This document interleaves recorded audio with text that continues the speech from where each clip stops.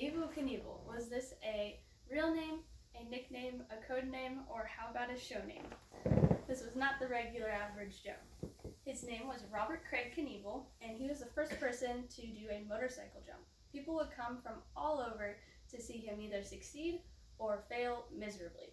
No one wanted to miss and break a bone because they never knew which show would be his last.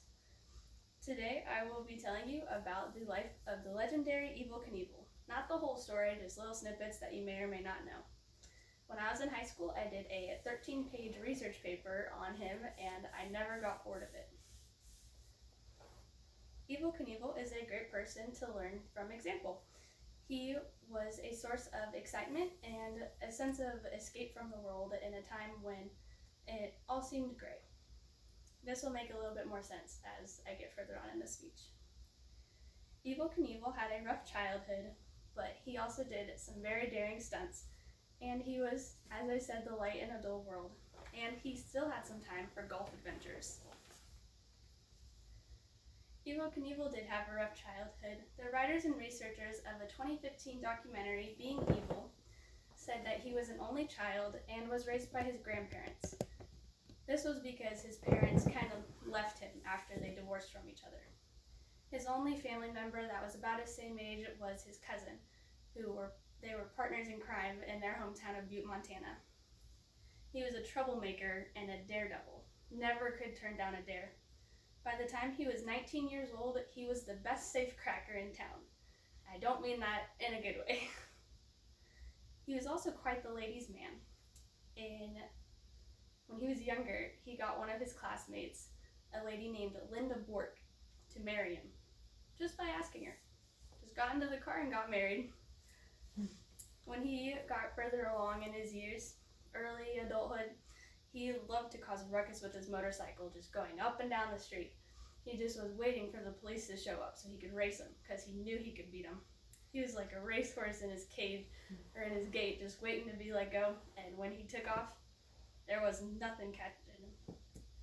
Eventually, he did get a job at a company that focused on positive mental attitudes. This was very different for him, but helped him change his mindset to the better that eventually got him into the successful show business that he did. He did have to go through a mental hospital first. After he got out of the mental hospital, he got a job selling Honda motorcycles. This was the bridge from his childhood to his inspiration for doing his motorcycle jumps. In order to sell more motorcycles, he put on the shows in order to draw attention and show people just how cool motorcycles were. His first jump was over cougars and rattlesnakes. The landing was great for him, not necessarily for the crowd, because his back tire hit where the rattlesnakes were and shot the rattlesnakes into the crowd. He was not the only one doing a jump that night. This was when Evel Knievel was born. His publicity started when ABC Wide World of Sports covered him as he jumped over 15 automobiles successfully. One of his famous jumps is Caesar's Palace. He jumped over the fountains there, but it did cost a lot of money and it was very dangerous. So in order to cover the money, he hustled his way into it. Every day up until the event, he would call in to Caesar's Palace and he would ask about Evel Knievel, but he'd say his name different every time. He eventually confused the guy so much that the guy just thought they had a gig with Evel Knievel. So people showed up, and according to the Las Vegas 360 article, it was a 114 feet jump, which was the longest he had ever tried to do at this point. And the motorcycle he was jumping was 500 pounds. Think of this as trying to jump a dump truck over a semi-trailer the long way and not cracking any bones. He did not accomplish this. He crushed his pelvis and his femur. He had fractures to his hip, wrist, and both of his ankles, and he had a concussion. He was in a hospital for a month and was in a coma for 29 days. But he got back up on his motorcycle and wanted to attempt the Grand Canyon. He didn't get approval for this, so he settled for Snake River Canyon, which was about a mile wide. To accomplish this, he kind of had a rocket motorcycle, they called it the Sky Cycle.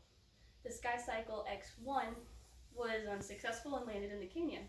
The Sky Cycle X2 was the one that he rode, and people watched him go across.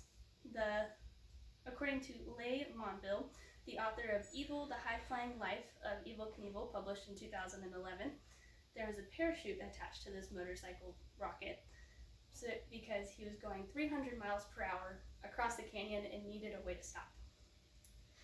Unfortunately, the Sky Cycle X2 was also unsuccessful. The parachute deployed too early again, as it did in the first one, and there was a wind blowing, so the wind blew him back into the canyon, and he landed in the rocks. Thankfully, he didn't land in the river, so he was fine and just ended it with a scratch on his nose.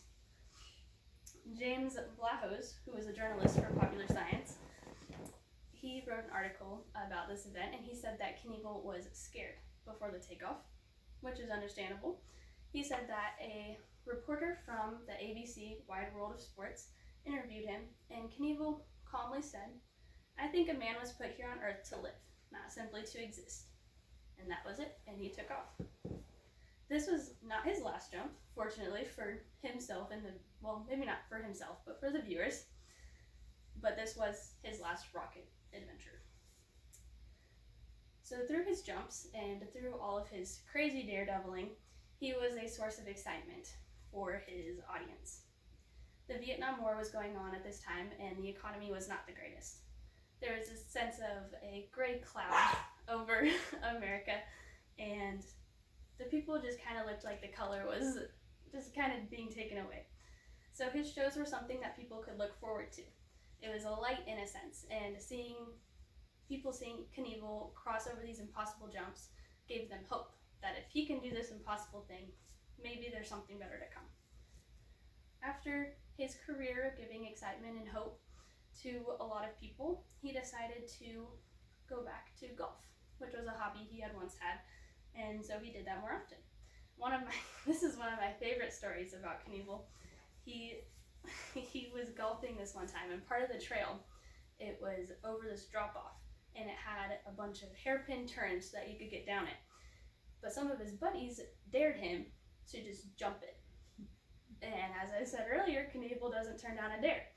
So it took a couple days, but one day when he was in a foul mood, he decided he was gonna do it.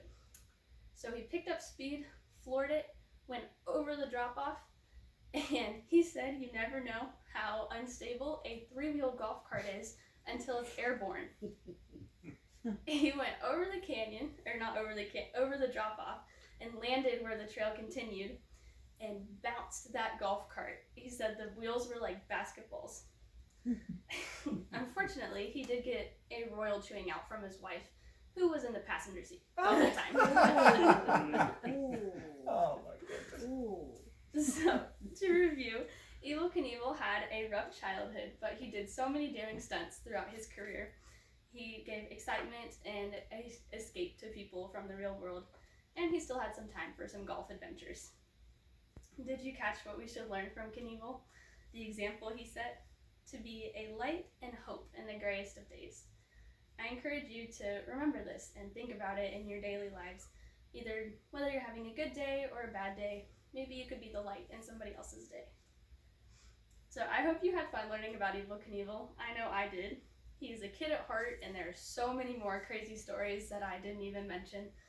There are a bunch of documentaries and books and articles if you guys want to learn more. And as Knievel would say, don't just exist in life, go live it.